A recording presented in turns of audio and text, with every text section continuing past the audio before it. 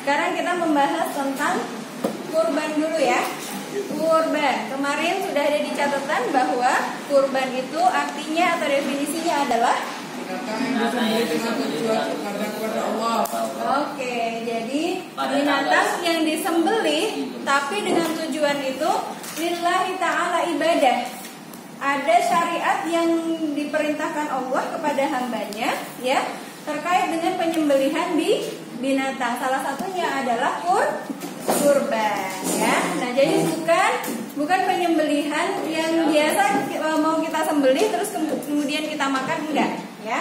Tapi ini adalah ibadah disuruh sama Allah. Nah, tentunya kalau ibadah, kalau syariat ada ketentuan, ada syarat-syarat yang khusus terkait ibadah tersebut ya, mulai dari waktunya, mulai dari kriteria hewannya, mulai dari caranya. Jadi satu secara umum di materi penyembelihan yang sebelumnya ya. Jadi penyembelihan secara umum ketika kurban juga harus mengikuti itu, baik rukunnya maupun sunnah daripada penyembelihan tersebut. Rukunnya kemarin harus ada penyembelihnya ya, penyembelihnya betul-betul sadar, tahu dari bagaimana cara penyembelihan. Kemudian ada hewan yang disembelih dan kemudian ada alatnya. Alatnya harus yang tajam, tidak boleh menggunakan alat yang terbuat dari kuku maupun tulang ya, gigi juga termasuk nggak boleh ya. Kemudian sunnahnya bagaimana? Baca bismillah, baca salawat, baca takbir, kemudian berdoa, kemudian dihadapkan ke kiblat ya kan, yang di bawah yang rusuk bagian kiri ya, yang bagian kiri dan lain sebagainya, ketentuan-ketentuan yang kemarin sudah kita bahas. Oke, baik. Sekarang adalah kurban, tadi definisinya sudah.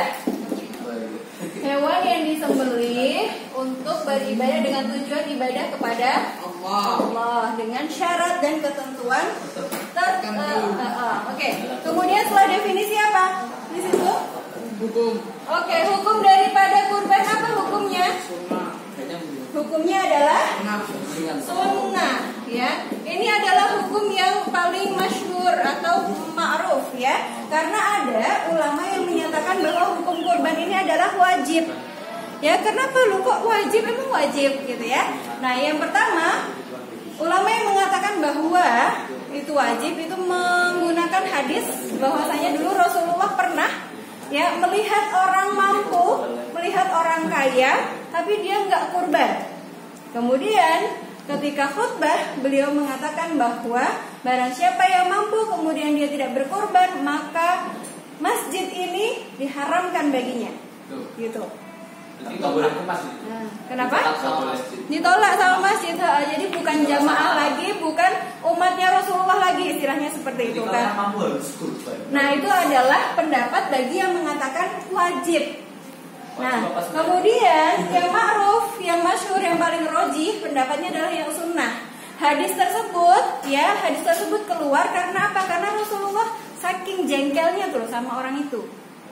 Gitu. Jadi sunnahnya ini sunnah muakkad, harus diperjuangkan betul. Ya.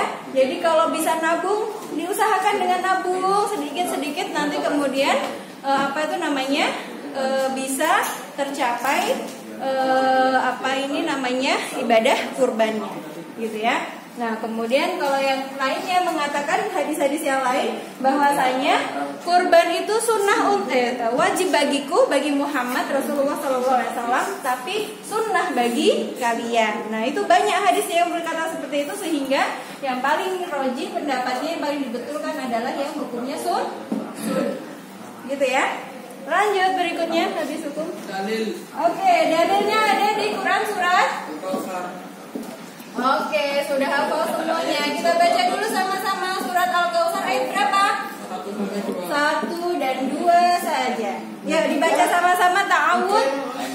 Oke, kalau 3 sudah bukan termasuk ya, karena artinya sudah tidak masuk ke bagian perintah daripada surat Al-Kautsar. Oke, kita baca dulu semuanya 1 sampai 3. Nanti kita artikan semuanya. Nanti kita lihat bahwa yang perintah daripada kurban itu cuma 1 dan 2, sedangkan 3 tidak termasuk ya. Oke, kita baca semuanya sama-sama, ta'awud dulu.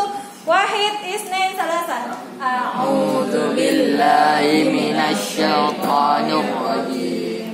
Bismillahirrahmanirrahim.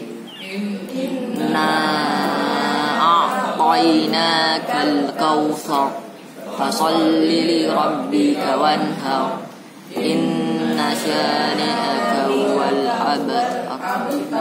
Baik, yang pertama. Baik. Artinya adalah Oke, sesungguhnya kami telah memberimu nikmat yang banyak. Yang kedua, maka laksanakanlah sholat dan berkurbanlah. Kemudian yang ketiga, inna syani'aka huwal abtar. Sesungguhnya orang yang membencimu itu adalah orang yang terputus. Nah, jadi udah beda, ya, sudah beda, bukan termasuk daripada syariat berkurban. Yang berkurban yang pertama, alasan Allah memberi perintah kita berkurban, ya, karena kita ini sudah dikasih Allah nikmat yang banyak, tapi hanya sedikit orang-orang yang mampu menghitung daripada nikmatnya Allah.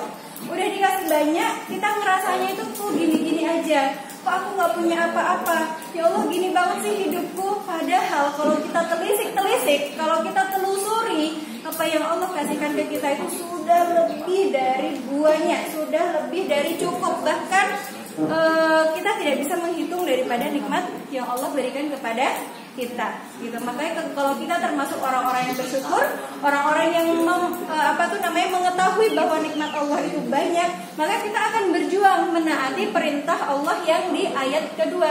Maka sholatlah kamu dan berkurban.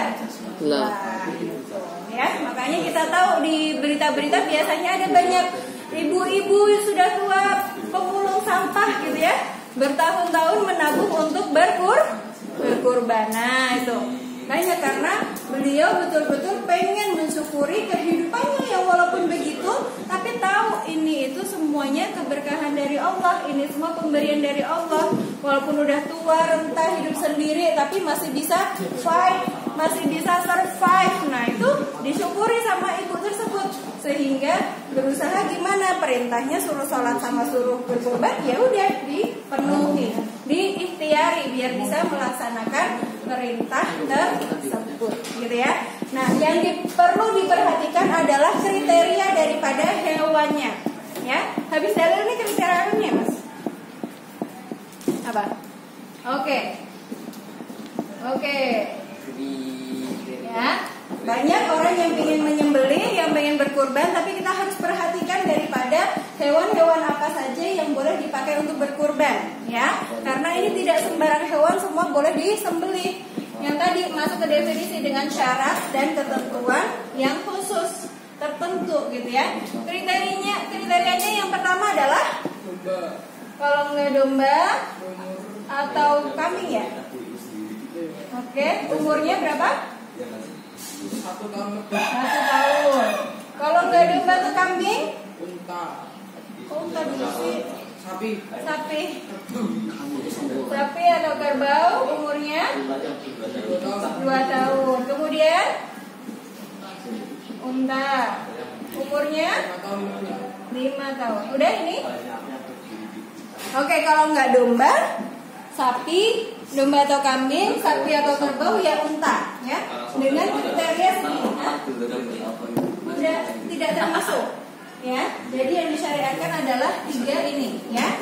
Kemudian ini sudah ada kriteria 1 tahun, 2 tahun, 5 tahun. Karena apa? Diperkirakan yang sudah berdaging, ya, kambing atau domba, sapi atau kerbau, unta yang dagingnya udah banyak, itu kalau dia usianya udah 1 tahun lebih, kalau udah 2 tahun lebih, kalau udah 5 tahun lebih, gitu ya.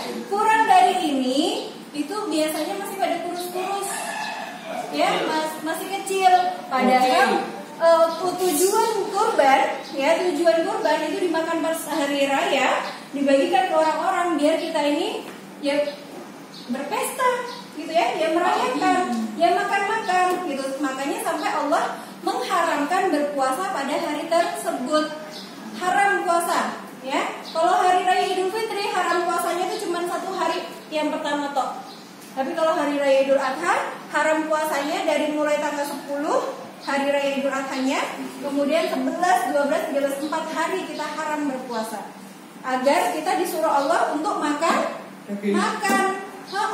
sepuasnya. Makanya kalau ininya kurus-kurus, ya tidak tercapai tujuan untuk makan-makannya. Yang dimakan apa? Ketika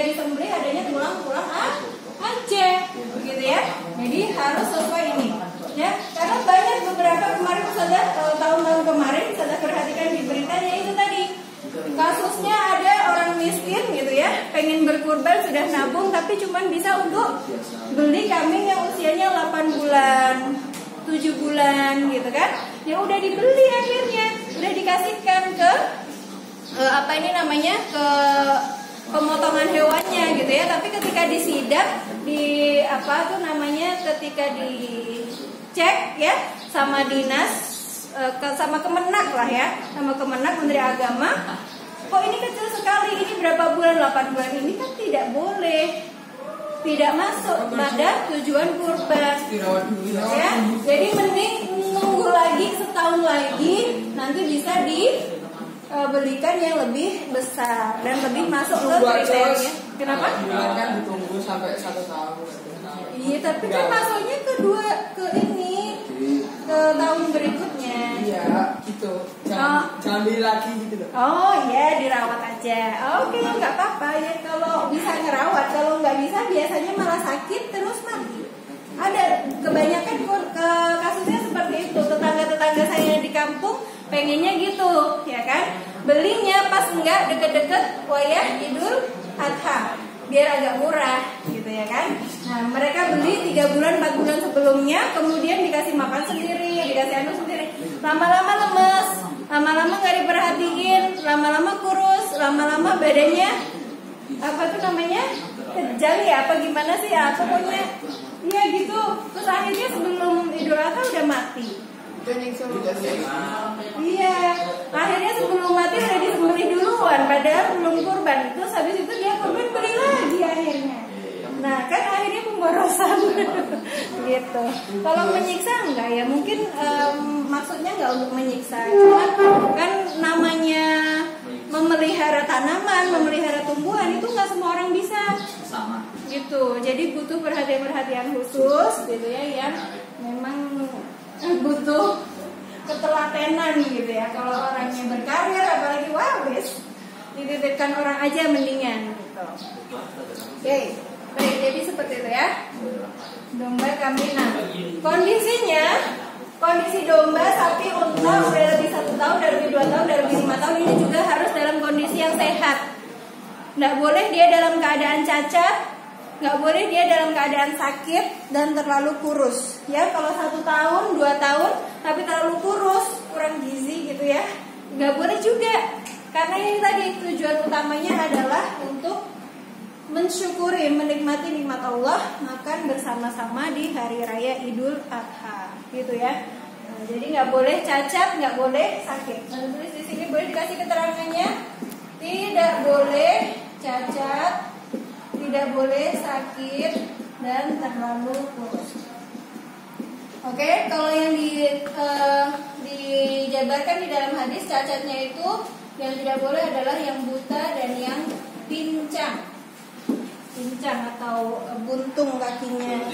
Domba pincang nggak boleh dimakan. Nah, nggak boleh dibuat kurban. Boleh. Boleh, tapi nggak boleh dibuat kurbannya. Ya bila pas lagi mau dibawa, alat pincang pas bawa disembelih. Pas mau disembelih. Bawa nanti dilimpahin. Oh gitu.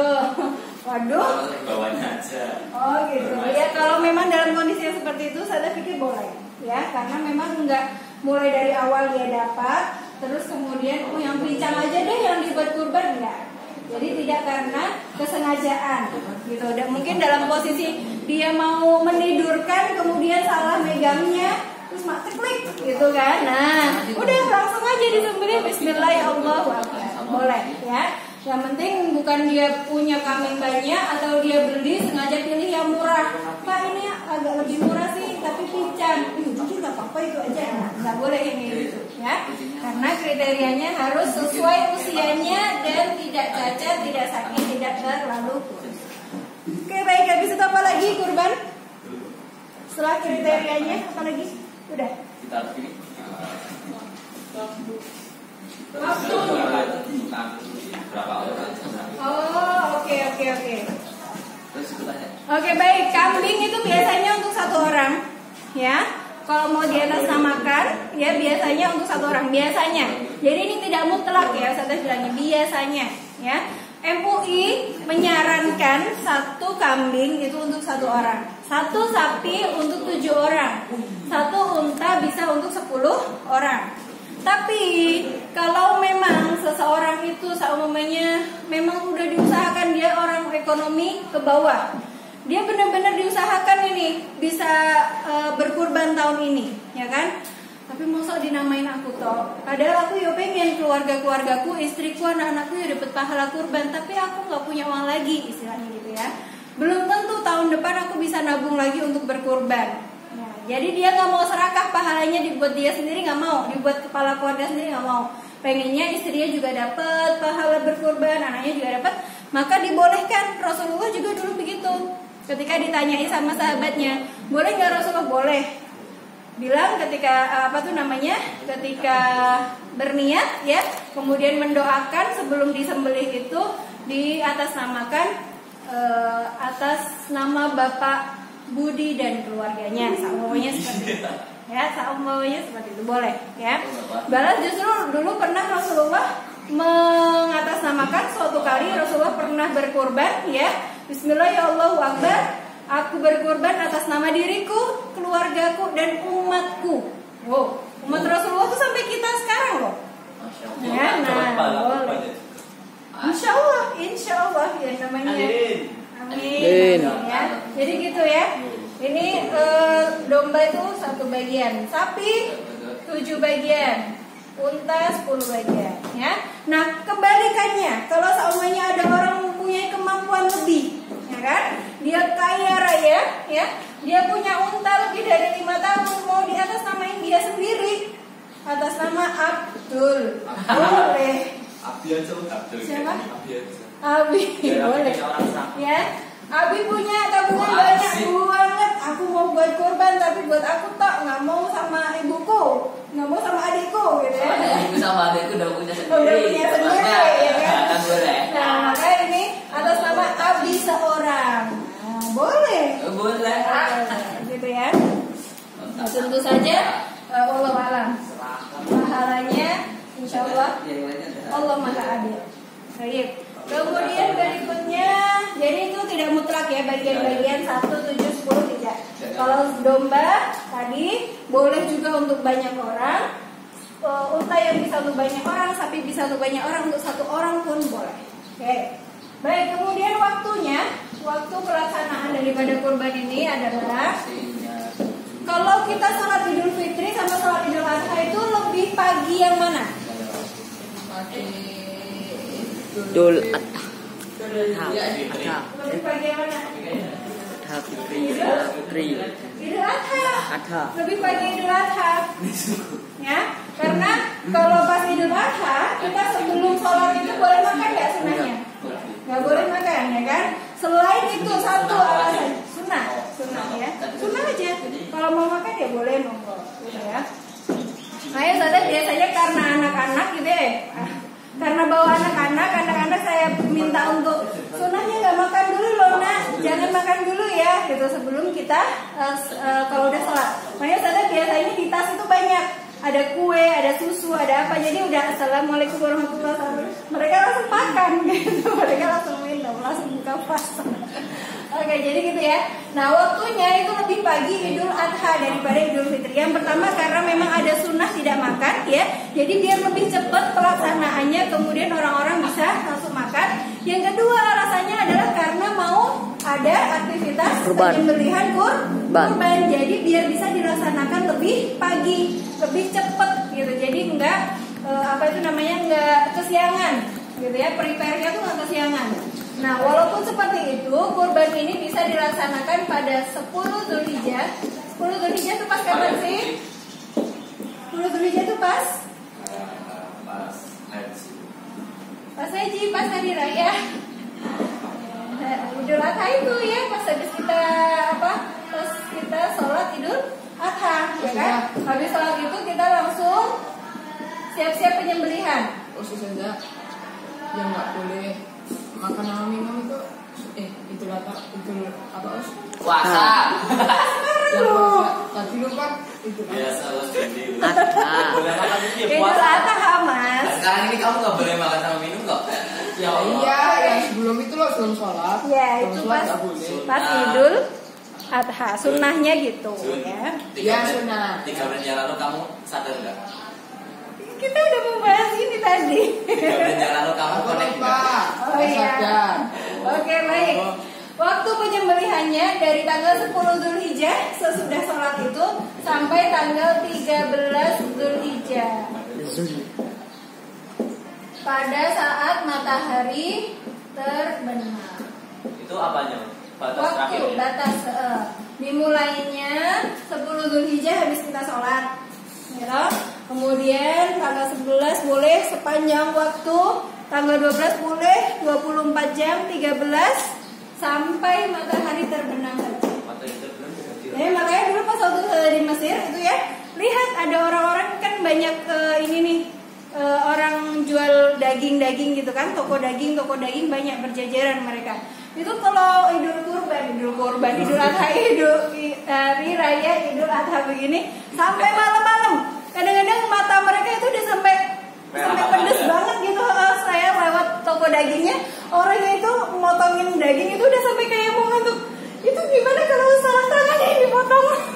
Kan ya Allah, amu biroha pelan-pelan woy gitu. Takutnya salah tangannya yang dipotong kan, ini kan masih tajam banget ya kan? Ya udah dia dedok gitu aja. Ya Allah, ngeri banget gitu. Gitu ya. Jadi boleh sampai malam kayak gitu, sampai orangnya ngantuk-ngantuk gitu boleh ya. Oke. Jadi paham ya, dimulainya sampai terakhirnya kapan ya? Nah, selama dimulai sampai terakhirnya inilah kita diharapkan untuk berpuasa. Ya. Tanggal 10 Zulhijjah namanya hari raya Idul Adha. Kalau 11, 12, 13 Zulhijjah dinamakan dengan hari apa? Hari biasa. Kalau 10 Zulhijjah kan namanya hari raya Idul Adha. Kalau 11, 12, 13 Zulhijjah namanya hari Biasa. Tasyrik ya. Mana sini? 10, 11, 12, 13 Zulhijjah. Sisanya Ini hari raya Idul Adha. Kalau ini adalah hari Tasyrik. Oke. Nah, di hari ini haram berpuasa. BP itu berpuasa loh. Wah, hari berpuasa. Berpuasa. Kenapa? Kan Arya Bima Putra.